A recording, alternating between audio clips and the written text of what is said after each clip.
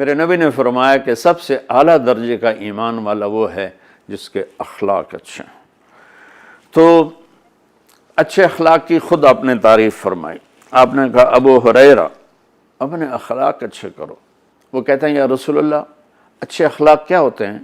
تو آپ نے کہا تصل من قطعک وتعطی من حرمک وتعفو عن من ظلمک۔ ابو ہریرہ اچھے اخلاق کا آخری پیمانہ یہ ہے کہ جو توڑے اس سے جوڑو، جو منہ موڑ جائے ان جا کے وہ سلام کرو، سر تو لے کے پیر تک پسینہ آ جائے گا۔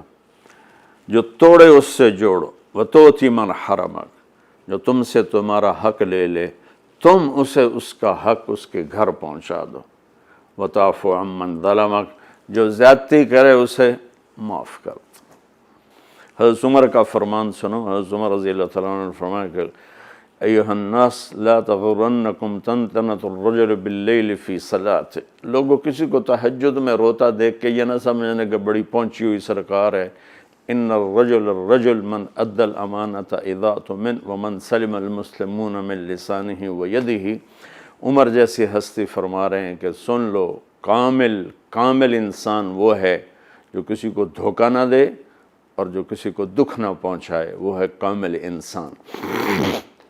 ہمارے ماحول میں عبادات غالب ہیں اور اخلاق مغلوب ہیں، تو لمبے لمبے نفل ہر سال حج کرنا، عمرے پہ عمرہ کرنا بہت اچھی بات ہے، اللہ کو پسند ہے، محبوب ہے، لیکن کمال عبادات سے نہیں آتا، کمال اخلاق سے آتا ہے۔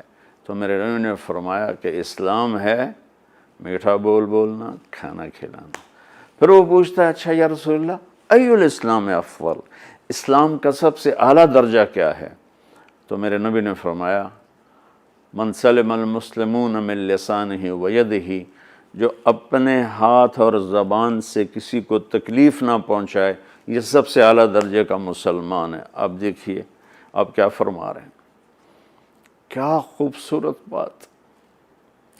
جو جہاد کرتا ہے وہ سب سے اعلیٰ درجے کا مسلمان ہے، جو تبلیغ کرتا ہے، جو ذکر کے سارے اور مراقبے کے ساری منازل طے کرتا ہے، جو علم کے